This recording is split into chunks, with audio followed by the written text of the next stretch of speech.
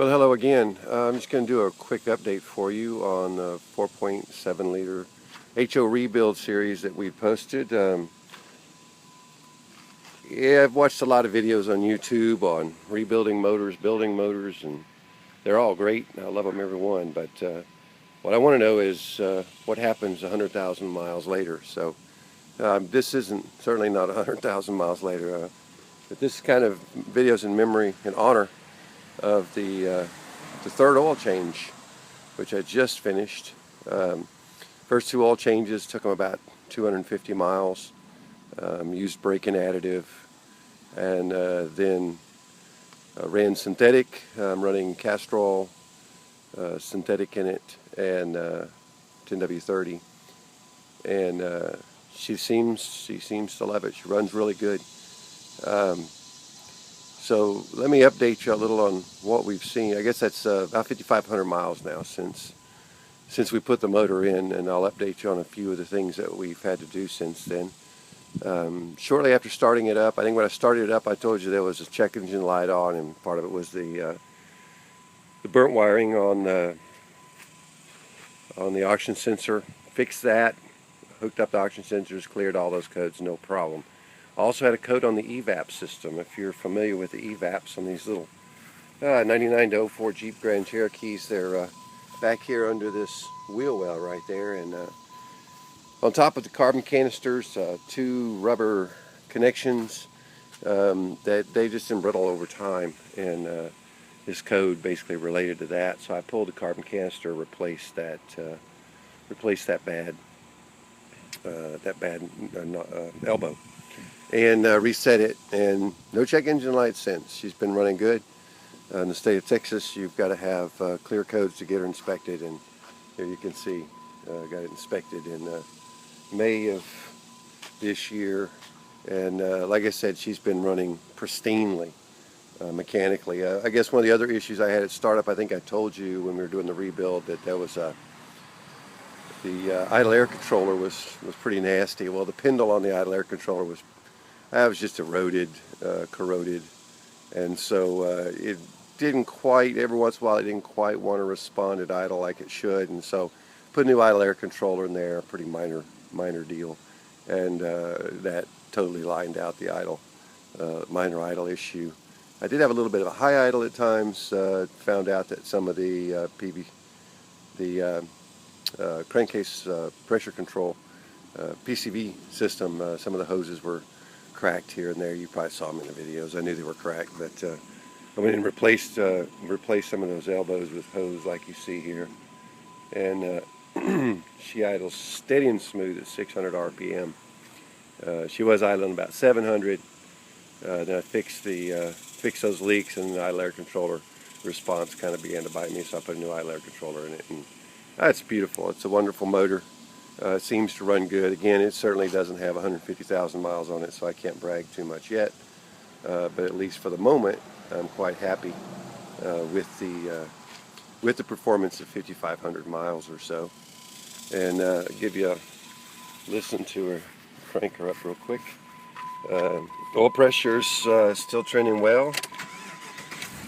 Oil pressure gauge begins to respond to startup, and it comes on up just slightly over halfway up, which is about as it should be. And so I'm just thrilled that oil pressure does come down a little when she warms up. So let's go take a look outside at her. So there she is. I don't know what the audio's like, but she runs really smooth and really well. I did resolve the AC issue also. I think I told you about the AC issue at startup. Had a leak in this line. I ordered some parts off of eBay, and I was able to get a real good deal. So I'm going to replace this line. Down to the condenser, and then of course they hook in back there at the firewall. Recharge the system, and air conditioner works lovely. We're in Houston, Texas, and boy, it better work, or we're not going to be able to take it. So mechanically, I'm thrilled. Some of the other minor issues we had to resolve. Let's see, here's the gauges again. 159,161 miles. And just changed the oil today. So she's looking good. Didn't have any problem with the fuel that was in the tank. I think I had some concerns there for a little while, but I added some Stay-Bill just to be sure, and she gave me no trouble. I did have to replace the window regulator in this window. Works great now, no problem replacing it. Regulator in the motor. And see, what else was it I had to do? I had to do one or two other things. I'm trying to think of what they are. The brakes are good. Tires are good. Good enough at least. That's the other one, the tire pressure monitoring system. This particular version, the Overland, has got 5-wheel tire pressure monitoring. And it's got a screen, which I should have showed you, but it's got a screen in there that gives you the tire pressures in the four wheels that are on the ground, and then it also monitors the spare, but it doesn't necessarily show its tire pressure. So those the tire pressure monitoring devices in the wheel, pretty much good for 10 to 15 years. This little guy's 12 years old, and it was just time for new TPMS sensors. So I put in new TPMS sensors, and they work like a champ. And so that system's back to working. So I mean, at this point, the only thing that doesn't work on this vehicle is the seat heaters. And as I said, in Houston, Texas, no, I'm not going to bother with seat heaters.